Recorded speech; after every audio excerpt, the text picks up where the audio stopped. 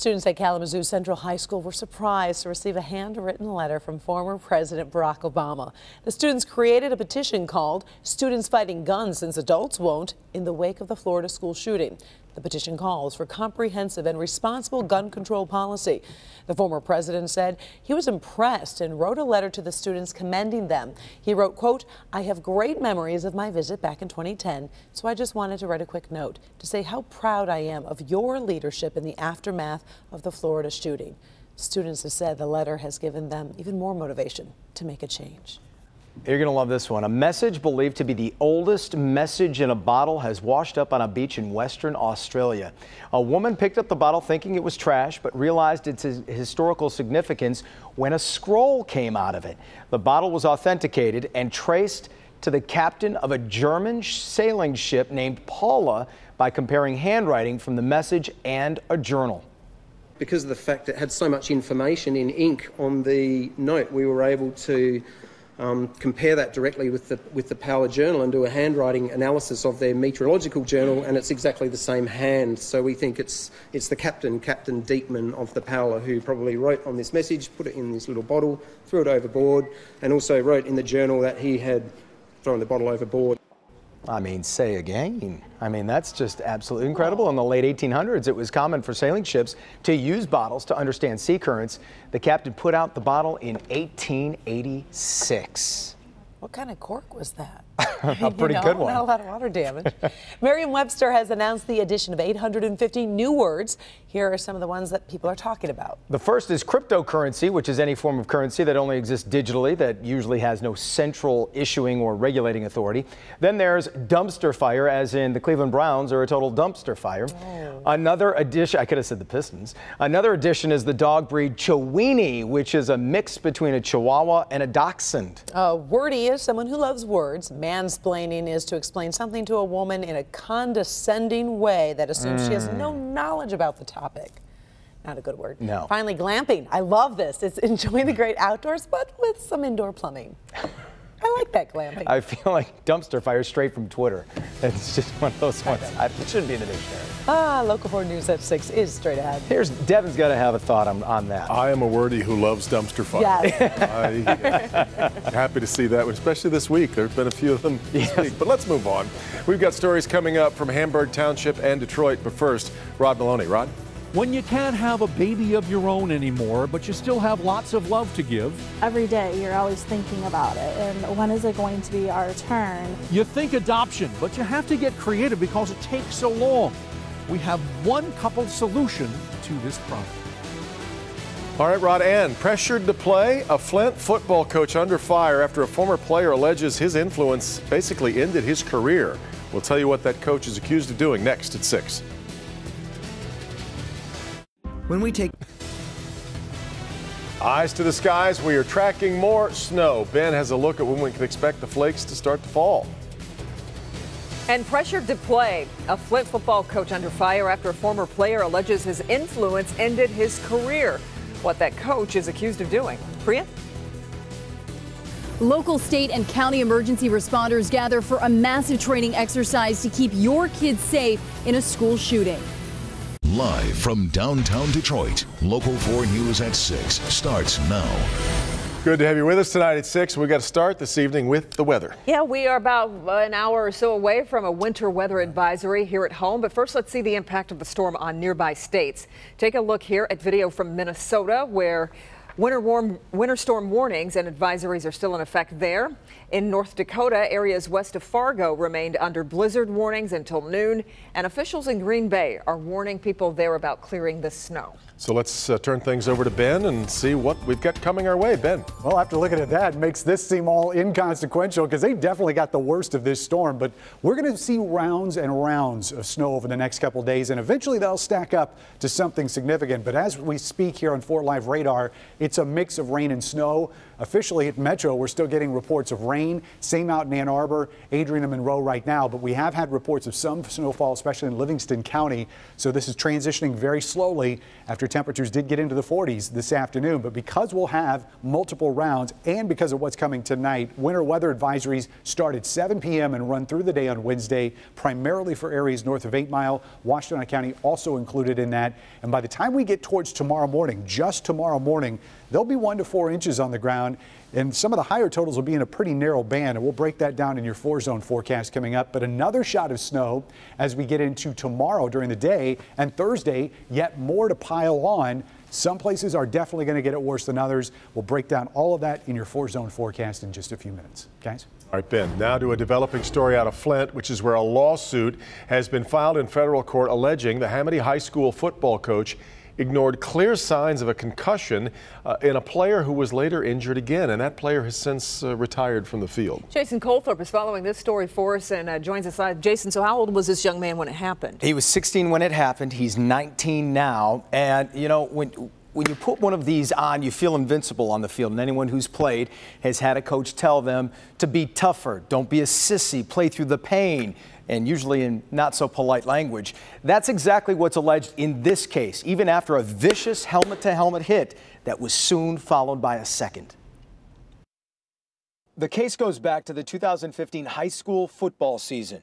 Destin Julian was a junior on the Flint Hamady squad when he took a hard hit in practice. His family says players and coaches saw clear, immediate signs of a concussion.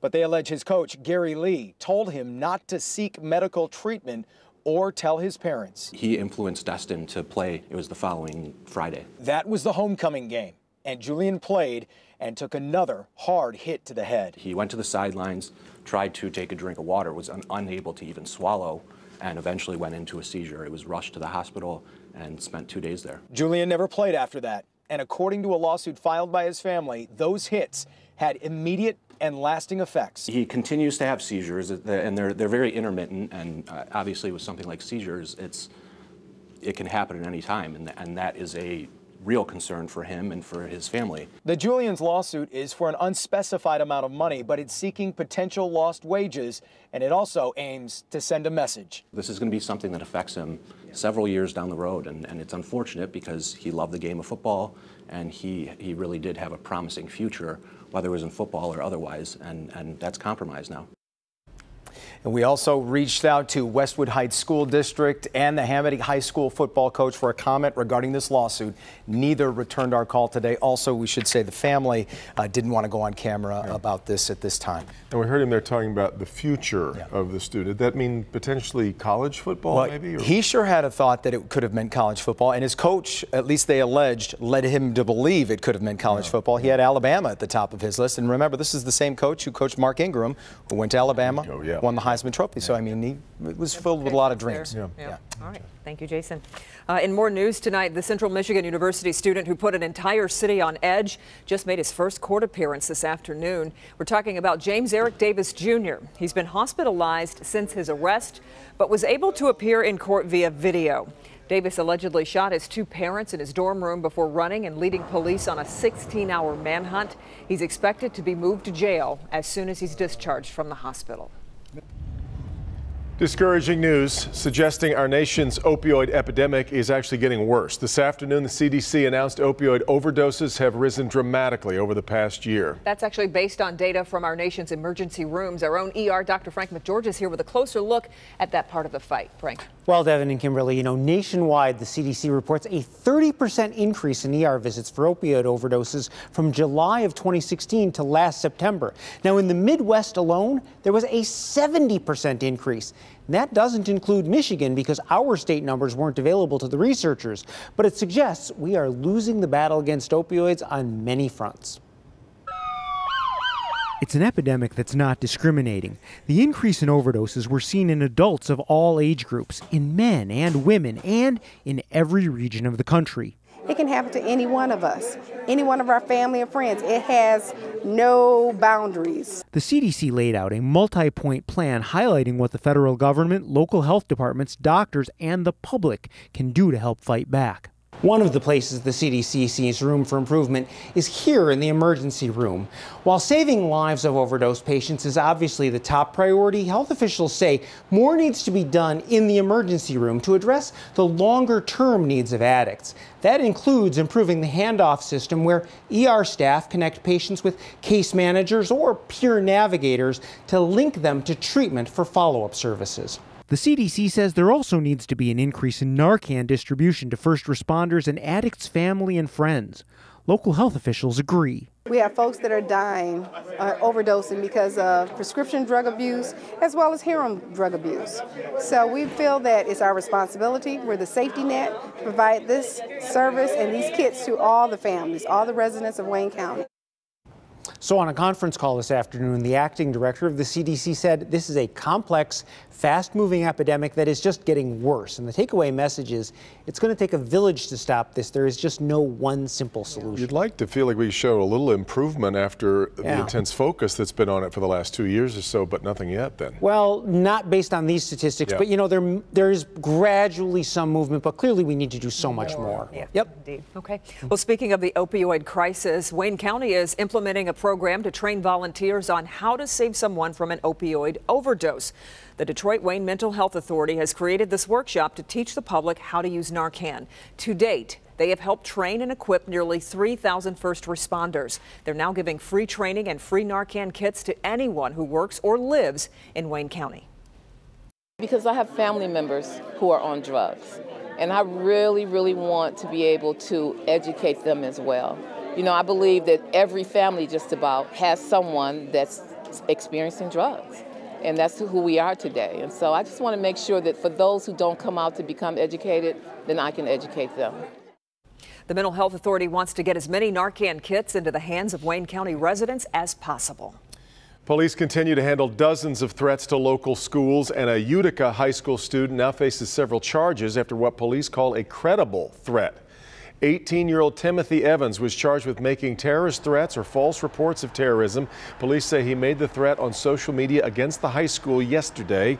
Guns and ammo were found in his home. He was arraigned today and given a $75,000 bond. A Chippewa Valley High School student also facing a threat of terrorism charge. Police say 18-year-old Jacob Graham was removed from class and taken into custody on Friday after a parent alerted the school district about a post on social media. That post included a photo of himself with a weapon accompanied by a threatening caption. He's now being held on a $150,000 bond. And a threat was also reported in Rochester at Stony Creek High School. Police say an inappropriate text conversation between 3 students regarding school violence was discovered there. Now to a school shooting exercise in Livingston County, training first responders what to anticipate in those moments after the threat is immediately over. We've seen the images, of course, of injured or frightened students coming out of schools and parents frantically trying to get updates to figure out what's going on. Indeed, and for this mock scenario, an 18-year-old female student at Brighton High School killed 8 students and a teacher before turning the gun on herself. Priya Mann was in Brighton for the training exercise and a reminder, this is a drill. God forbid there's a shooting at your child's school. This training exercise begins once the shooter is no longer a threat. But how do you get students safely from their school to a secondary location and coordinate a massive response? Well, today we found out. Student actors, pretend parents, and real-life emergency responders. Reuniting families after a school shooting takes a lot of planning. These high school students say the simulation felt real. We were all sitting in the classrooms, and our officer at the school came and was banging on the door, which happened out of nowhere, and it kind of made us all jump a little bit. Students had cards where they had to act out injuries and stuff, and with everything going on, it kind of seemed real at points.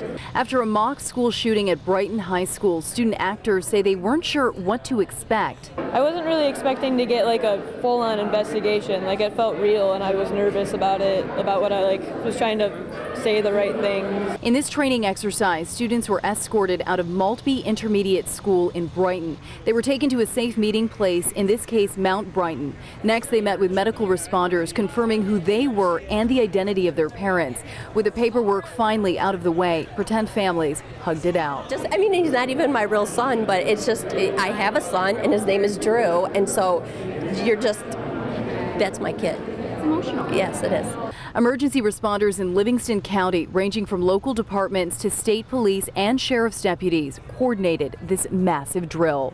We're very good at handling the scenario when people are sick and injured and getting people to the hospital. We're very good at that. What we're trying to plan for here is the next phase, that recovery phase of when all that action has subsided. Like, our students shouldn't have to be doing this and having to be worrying about this happening in the first place. Reporting from Brighton, I'm Priya Mann, Local 4. Mayor Mike Duggan set to take the stage to deliver his first State of the City address since being reelected. Mayor Duggan is expected to focus the majority of his speech on educational opportunities for youth and the Detroit public schools. He's also set to speak about financial solvency and the possibility the city is in solid financial shape to end state oversight that was put in place during Detroit's bankruptcy. And as always, Mayor Duggan is also expected to discuss the neighborhoods and neighborhood redevelopment. Here's a live look at preparations for the State of the City at this hour. Don't forget, you can watch Mayor Duggan's speech tonight at 7 o'clock here on Local 4 or stream it off our website, clickondetroit.com. Still to come, our eyes remain on the skies as Ben continues to track snowflakes. Stay close for his 7-day forecast. Also, Detroit punk legends MC5 back in the headlines, what they have planned to celebrate for their origin city. Coming up, Rod. Adoption is usually a very quiet, private, and often painful process, but not for this family. I wanted nothing more than to be a mom, like, my whole life. These people are so motivated, they put it on a billboard on the highway. Let's find out who they are. Making the most. For prospective young parents, the decision to adopt can be very complex and difficult and usually pretty private. At the same time, those couples look for ways to turn over every stone to find a baby they can bring into their home. Tonight, Rod Maloney shows us the very public lengths one Shelby Township couple decided to use. Some young couples get the career going, get married, get that house in the nice Metro Detroit suburb, have lots of love to give to a child, and get that fateful message that tells them they can't have children naturally. What do? Well, you do turn to adoption, but that can take up to 5 years. How do you speed up the process? One Metro Detroit couple thinks they found the way. If you travel I-75 near M59 and you time it just right, you'll see this electronic billboard starring the Blair family. They are Seth, Caitlin, and 3-year-old Bentley. Seth's light bulb moment came when he saw the billboard for rent. I called Caitlin immediately. I said, Caitlin, what do you think about this idea? And it was like, that is a really good idea. Like, how many people could see that? So I was all for it. And she said, let's go for it. And the rest was history. They pulled together $1,500 and started running their ad in mid-February. You lost them. To get an idea of the uphill climb adoption can be, the nursery's decked out for a baby. Bentley keeps asking when he's going to get to be a big brother. Grandparents have bought books and pictures, and yet the phone has yet to ring. I wanted nothing more than to be a mom, like, my whole life. We are a very loving family, willing to offer the world to any mother willing to develop a adoption plan. I want more than just one. I have so much love for kids. I just want 1, 2, maybe 3. The Blairs are going to be allowed to keep the billboard through the end of the month. But they say if they don't get any calls, they'll go on undeterred and will continue finding other ways to get an adoption, perhaps even going out of state. But we're going to put their contact information on clickondetroit.com if you would like to speak with them. In Auburn Hills, Rod Maloney, Local 4. All right, Rod. Detroit rocker and lead singer for the popular Detroit rock band MC5, Wayne Kramer, is hitting the road to celebrate the 50th anniversary of the band's album, Kick Out the Jams. Tour expected to hit festivals in Europe and then headline shows across North America. Kramer, along with members of other popular rock bands, set to play the entire Kick Out the Jams album along with the other MC5 classics. The tour will end October 27th. Where else? In Detroit, where the album was recorded back in 1968. And follow the threads on how many albums that then in turn created and the artists that were influenced by the MC5. Rich history. Fantastic, sure was. A little bit of snow. How about some more, huh? Come on, Ben, give us a break here. My gosh. You know, we're probably going to cross that 60-inch threshold Incredible. for the season with snow. because of what's coming, not necessarily this evening, but over the next 3 days. 4 Live Radar's got the beginning push of what is going to be multiple rounds of snow, and it's kind of a mottled mess, looking like a calico cat out there right now, but it is a mix of rain and snow. The snow has started to come down in a couple locations, but here in our south zone, we're seeing that transition. Radar showing, at least up into the city, that there may be some returns, but here at the station, we have yet to see the flakes fly, but it's not going to be too long. One of the places we have seen snow is in Pinckney. We've got a shot of this on Storm Pins just a few minutes ago. Yeah, it's kind of thin there. It's tough to see the flakes, but it is coming down there. A little bit better shot out in Cement City near Brooklyn, where Tim's watching us, and you can see those flakes are definitely a little bit larger coming down there. So we will be seeing a transition to all snow tonight, and you can see the 40s are gone after that midday sunshine got us there. We're back into the 30s, and this is quickly going to become all snow. And you can see that transition as the cold air has started pulling that precipitation right back into the state. This is going to be a little bit more than what we dealt with this morning, especially as we head towards tomorrow morning. As that low gets closer to us, you can see that band setting up. That's where we're going to see some of the heavier amounts, and we'll look at those numbers in a minute. But then we get a little bit of a break for the second half of Wednesday, and when the snow reappears, this is primarily going to be a north zone issue, although some of us will see some additional accumulation. But if you're north of the city and primarily in our north zone, north of M59, that's where the majority of the Wednesday-Thursday snow is going to fall. Let's narrow our time frame just to tomorrow morning's commute. This is where we're expecting that band to set up, and now we're going to look at the numbers in our 4-zone forecast. East side locations, you're probably going to see some of the lowest numbers out here, maybe an inch in the city, but further west you get in the zone, out towards Livonia and West Bloomfield, 3 and possibly 4 inches of snow as we head towards, again, tomorrow morning's commute. That band extends into our south zone into parts of Monroe County, and then the further west you get, those totals a little bit lighter in western parts of Lenawee County. West zone right around 275. We'll probably see those numbers maximized. Elsewhere it's 1 to 2, and that extends into our north zone too. And remember, this is just through the commute tomorrow. We'll be stacking more numbers on this for Wednesday and Thursday. There'll be places that pick up a ½ foot of snow for the 3-day total as we get into Thursday. 30 degrees tonight. I heard some groans. That's not a popular forecast, apparently. 40 degrees tomorrow, but that'll be after that morning round, so it's probably not going to affect the type of precipitation. Everything we see here is going to be snow through Thursday. There's some sunshine as we get into Saturday and Sunday. Don't forget to set your clocks forward. Yeah. Saturday See, right night. about the time we get to the clock change, is usually we expect this stuff to sort of... We'd like to lose the hour out of this. That would be fun. Right. Yes, Right. that's right. All Yeah. right, Ben. Bernie's coming up with sports.